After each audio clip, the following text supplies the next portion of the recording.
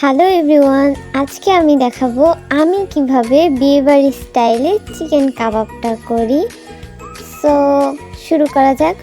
Chicken কাবাব বানানোর জন্য প্রথমে নিয়ে নিব হাফ কাপ মসুর ডাল। ডালগুলো ধুয়ে এর মধ্যে দিয়ে দেব চিকেন। এখানে আমি মুরগির একদম সলিড পিসগুলো ইউজ করব, কোনো হাড়যুক্ত মাংস এখানে ইউজ করব না।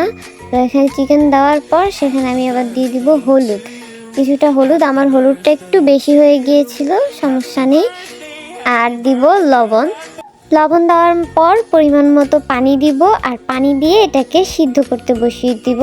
সিদ্ধটা দেখতেই পাচ্ছেন আমারটা কেমন হয়েছে, একদম পানি মানে শুকনো শুকনো করতে হবে। তারপর কিছুটা পেঁয়াজ আর মরিচ কুচি করে নিয়েছি।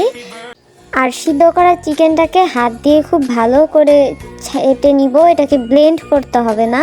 এটা যদি বিফ দিয়ে কাবাবটা বানান তাহলে সেটাকে ব্লেন্ড করে নিতে হবে অথবা পাটায় বেটে নিতে হবে। এটা যেহেতু চিকেন তাই আপনি হাত দিয়ে করলে এটা বেশি ভালো হবে। এরপর আমি ইউজ করব কাবাব মশলা।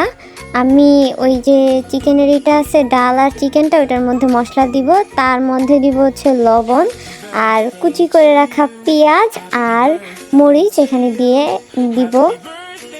এবার সব কিছু সুন্দর করে একসাথে মিক্স করে নিতে হবে। এরপর এখানে আমি একটা ডিম ভেঙে নিব।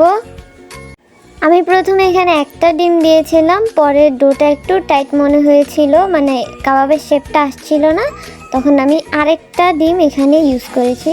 ডিমটা খুব সুন্দর করে এখানে মিক্স করে নিব।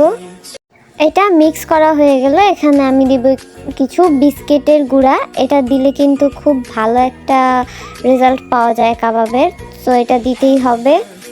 বিস্কিটের গুঁড়াটা খুব সুন্দর করে মিক্স করে এখানে আমি কিছুটা কাবাবের শেপ করে নিয়েছি। অ্যান্ড কাবাবগুলো বানানো হলে এগুলো খুব সুন্দর করে তেলে ফ্রাই করে নিয়েছি। অ্যান্ড দেখেন আমার কাবাবগুলো মাশাল্লাহ মাশাল্লাহ কতটা সুন্দর হয়েছে, মানে আমি আশা করিনি আলহামদুলিল্লাহ এতটা ভালো হবে। Thanks for watching.